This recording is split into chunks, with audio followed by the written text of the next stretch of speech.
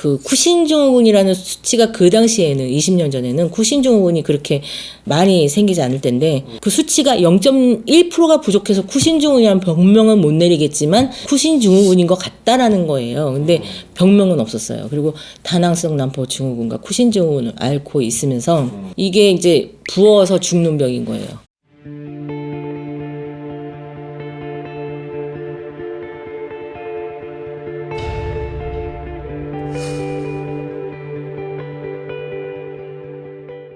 안녕하세요. 복용당입니다. 네, 선생님 안녕하세요. 예, 안녕하세요. 이렇게 또 처음 이렇게 또 인연이 되었습니다. 네, 그러네요. 선생님과 이제 이렇게 또 만남을 갖기 전에 네. 제가 많은 얘기들을 또 나눴죠. 네. 그러면서 선생님께서 이제 여러 가지 걸어오신 또 이야기들도 많이 듣고, 그리고 이제 또 선생님께서 갖고 계신 마인드나 이런 부분들이 또 이 시청자분들께 좋은 에너지가 또 되지 않을까 해서 이렇게 인연이 네. 됐는데 앞으로 좋은 이야기 많이 해주셨으면 좋겠습니다. 노력하겠습니다. 선생님 이제 무업을 하신 지가 지금 얼마나 되신 거죠? 올해로 21년 됐어요. 21년이요? 네. 아주 진짜 뭐 오래되셨네요. 그쵸, 오래됐죠. 지금의 이제 길에 오시기까지 네. 조금 과거의 기억들을 좀 떠올린다면 근데 어떤 일들이 좀 있으셨을까요? 저는 원래 천주교 신자였어요. 천주교요? 네. 근데 이제 우연한 계기에 제 동생 때문에 굿이라는 걸 하게 됐었는데 그때 어떤 법사님이 너는 도만 닦으면서 살면 참 좋겠다 그 얘기를 들었는데 네. 그냥 듣고 무시하고 그 일이 해결이 돼서 다시 저는 성당에 돌아가서 이제 성당을 다니게 된 거죠.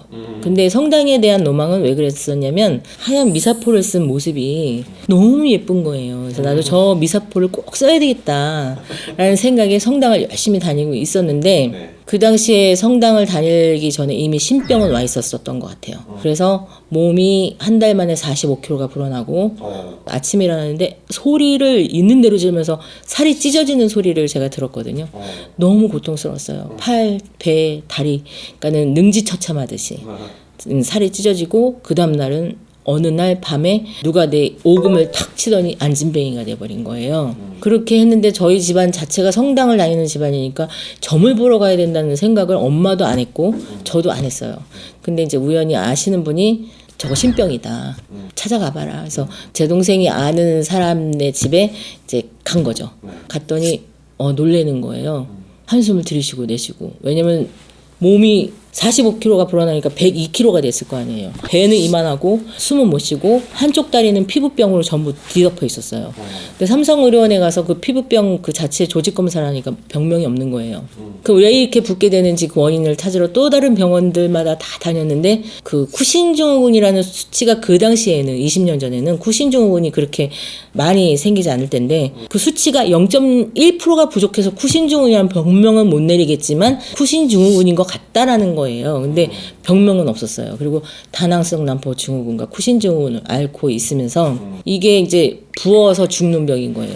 근데 17살 때는 2년을 밥을 못 먹었거든요. 근데 그때도 신병인 걸 몰랐고 그냥 성당만 다녔고 그렇게 해서 저는 우여곡절 끝에 성당을 다니다가 갑자기 벌떡 일어나서 수녀님한테 간 거예요. 제 성경책, 십자가, 묵주를 들고 주고 나 굿하러 갈래요. 그랬어요. 굿이요? 네.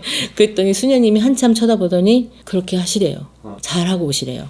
그래서 구슬하러 갔죠. 그래서 이제 나 이거를 눌러달라. 아픈 거를 낫게 해달라. 이 내가 이제 갖고 있는 이 신기를 눌러달라. 그렇게 해서 이제 굿을 시작을 하게 됐는데 굿하기 전에 이미 꿈에서 다 내리는 거예요, 제가. 막 춤을 추고 그때 생각하면 캐자하고 전립을 쓰고 장군을 놀았던 것 같아요. 근데 이제 그때 그런 꿈을 꾸고 나를 엎어놓고 오곡을 갖다 뿌리고 막 무당들이 나와서 막 그런 꿈을 꾸고 그 집에 찾아갔더니 보살님이라고 했거든요. 그때는 보살님 이상한 꿈 꿨어요 했더니 왜 내린꽃 하는 꿈을 꿨니? 그러더라고요. 그런 것 같다고. 구슬하러 갔어요. 그냥 당일날. 네. 갔는데 이제 청바지 입고 엄마 나 굿하고 올게 이러고 이제 가는데 굿당에 차려진 상이 내 눈에는 우습더라고요. 웃긴 거예요. 모든 현실이 다. 그래서 계속 희죽희죽 웃었어요. 제가. 왜 웃기니? 하고 웃더라고요. 그래서 네. 그랬어요. 솔직하게. 근데 이제 경감만신이 사는 쇠를 열어야 되는데 새가 안 열리는 거죠. 내림을 해야 된다는 거예요. 받아들이기가 되게 힘들더라고요. 그 당시에는 제가 텔레마케터였거든요. 예, 충분히 돈을 많이 벌고 있었기 때문에. 근데 그 돈이 한 달에 1,000만 원 월급을 타도 그 1,000만 원이 없어지고 맨날 마이너스가 되고, 이 병을 고치려고 하다니까 병원비로 돈이 다 나가니까 돈이 없었어요. 근데 굿을 하려고 딱 했을 때는 월급 탄 거를 그냥 그대로 갖다 주고 굿을 시작을 한 거였거든요. 근데 이제 굿이 안 된다는 거죠. 그래서 12시에 내린 굿으로 돌렸어요. 그래서 저는 청바지를 입고 내렸어요. 조상 치마 저고리를 입고 빨간 치마에 노란 저고리를 입고 그냥 조상복을 입고 그렇게 해서 이제 내리기 시작했는데, 그때는 내가 왜 이렇게 도는지 모르겠더라고요. 계속 맨만 도는 거예요. 맨만 돌고, 이게 내가 더 이상 서야지, 못 돌겠다 서면은 또 돌아요. 방이 돌아요. 그럼 난 또 도는 거예요. 그래서 6시간 만에 내린 굿을 마치고 그 녹상을 제가 이제 구어비를 떠갖고 왔죠. 산을 뛰어 올라가서 어떤 집에 가서 단락을 해서 그걸 가지고 온 거예요. 녹상을. 그리고 녹상을 떠갖고 와서 내린 굿을 했는데, 중요한 거는 저는 신의 부모가 없어요. 처음서부터 내리자마자 고아가 된 거예요. 그러니까 지금 이제 말씀드리면 내노라 하시는 분이 청작굿을 오신 거죠. 그리고 제가 갔던 단골집은 이제 신액이었던 거예요.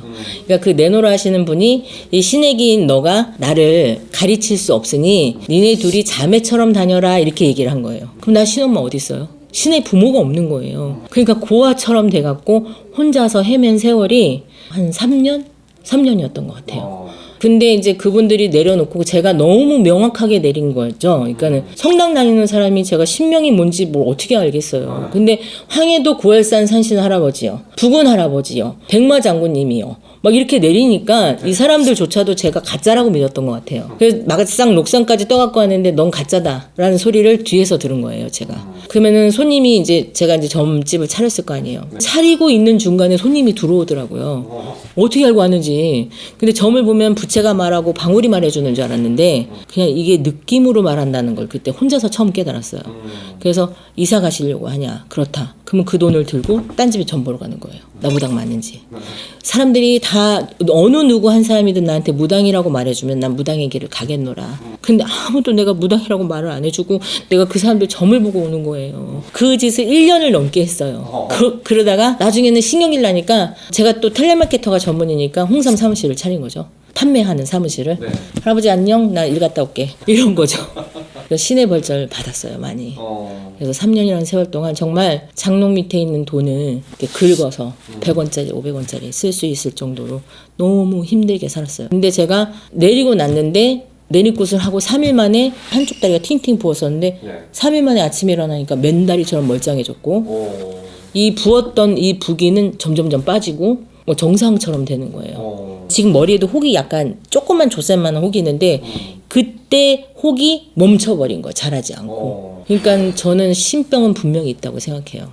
그리고 신병을 정말 심하게 알았고, 안진뱅이로 산 그 2달을 안진뱅이가 되지 않기 위해서 우리 딸 유모차를 붙잡고 걸어 다녔거든요. 방 안에서. 그렇게 안진뱅이도 돼보고. 정말 저는 너무너무 힘들었어요, 그때. 그리고 신의 부모가 없으니까 고하니까 정말 더 힘들었어요. 정말 더 힘들고, 누군가의 길잡이가 돼줄, 나한테 손을 내밀어줄 사람이 없으니까 많이 헤매고 다녔고 많이 울고 다녔어요, 길에서. 근데 한 가지는 신념이 있었어요. 어차피 내가 신을 모셨을 때는 절대는 버리지 않겠다. 이 신념으로 지금까지 온 것 같아요. 그 세월이 지금 20년이 되신 거잖아요. 네. 참 이제 많은 일들이 있으셨겠어요. 뭐 말하면 뭐 하겠어요. 그냥 말을 하기보다는 떠올리려고 하면 눈물이 먼저 나죠. 왜냐면 부모가 없다는 건, 고아라는 건 너무 힘든 거였고, 그때 그 사람들을 원망하면 뭐 하겠어요. 다 제 잘못인데. 제가 그 사람들을 선택을 한 거지 누구 잘못도 아니었고, 또 그렇게 가라는 운명이었고, 신이 저한테 그런 고통을 준 거는 다 내린굿이야 하면은 고통이 없어지는 줄 알아요, 사람들은. 근데 내린굿을 해도 그 불리지 못하는 그 기간 동안의 고통을 얼마만큼 너가 인내하는지 신은 늘 테스트를 하고, 신은 냉정하기 때문에 늘 지켜봐요. 근데 그 세월을 저는 묵묵히 참고 기다렸던 것 같아요. 그래서 정말 기적적인 일도 있었어요. 집세를 8개월 동안 못 냈는데 집주인이 와서 그동안 못 낸 거는 없었던 거, 지금서부터 다시 시작. 이거 있을 수 없는 일인데 그렇게 해주시더라고요. 그러니까 신은 정말 있기는 있어요. 근데 나한테 왜 이런 고통을 줄까 생각해봤죠. 근데 내가 이 고통을 겪지 않으면 타인의 고통을 모르겠구나라는 거를 지금 21년이 된 이 시점에 와서 저는 깨달았고, 그 21년 동안 늘 무당은 잘 살기만 하고 편안하기만 한 거는 아니에요. 많은 고통이 있고 고략이 있어요. 남몰래 울기도 많이 울어야 하고, 제갓집이 안 되면 내가 불안하고, 그래서 저는 그 불안감이 너무 심했어요. 내가 점 보는 거에 대해서. 한 사람의 인생이 달린 거기 때문에. 그런 신념으로 지금까지 버텨왔던 것 같아요. 생각하면 진짜 수많은 감독님과 밤을 새워 얘기해도 이게 끝나지 않을 얘기들이 너무 많지만, 이제 더 샤머니즘을 통해서 내가 겪은 일을 토대로 어떻게 무속의 길을 가면 좋은지, 그리고 내가 겪은 고아이지만 지금 뭐 많은 유튜브 상에 보면은 내리자마자 버려지는 사람들도 많고 부모가 없는 사람들도 많이 보면서 많이 안타까워요. 그래서 저는 제가 고아로 내렸기 때문에 정말 나 같은 사람이 또다시 내리지 않기를 바라는 마음에 나 신딸을 두지 않겠다라는 거를 목표를 세우고, 지금까지 신딸이 없어요. 저는 그래도 행복해요. 이 다음에 다시 태어나서 너 뭐 할래? 그럼 무당할래. 왜? 나는 운명이라는 걸 배웠고, 운명 속에서 내가 어떻게 개척해 나가고 어떻게 슬기롭게 어떻게 지혜롭게 나가야 되는지 신이 나한테 무언의 말씀으로 가르쳐 주셨기 때문에, 그래서 저는 변하지 않고 무당의 삶을 살아갈 거고, 더 샤머니즘이라는 채널을 통해서 감독님과 함께 제가 겪었던 고통들 속에서 어떻게 헤쳐나왔는지를 또 사람들한테 많이 알려주고 싶고요. 그리고 길잡이가 되는 안내자가 되고 싶습니다. 앞으로 잘 부탁드리겠습니다. 저도 잘 부탁드리겠습니다. 감독님을 만나뵙게 된 거는 아마 신에서 준 인연이라고 생각해요. 저는. 맞아요. 불법에도 나왔잖아요. 전생에 옷깃만 스쳐도 인연이라고. 감독님과 저가 만난 것도 전생에 아마 옷깃을 수만 번 거치지 않았을까요? 그리고 어쩌면 우리가 친구 사이였을 수도 있겠다라는 생각도 해요. 그래서 이 인연을 함부로 무너뜨리지 않는 신의와 신뢰를 갖추는 그런 제가 돼서, 감독님과의 첫 번째 만남이 신이고 믿음이라면 그것 또한 제 채널을 보는 사람들한테도 신의와 믿음이라고 생각합니다. 그래서 그거를 저버리지 않는 무속인이 되도록 노력하고 더 앞으로 발전돼 가는 모습을 보여드리고 싶습니다. 여러분 잘 지켜봐 주시고, 복용당인 제가 얼마나 성장하는지, 또 얼마나 같이 성장하는 거거든요. 우리는 매일매일 같이 배우는 거잖아요. 그 배움 속에서 같이 어려움을 극복해 나갈 수 있는 안내자로서 저는 충분히 사제자로서 노력을 할 테니 여러분들도 잘 지켜봐 주시기를 바라겠습니다. 감사합니다.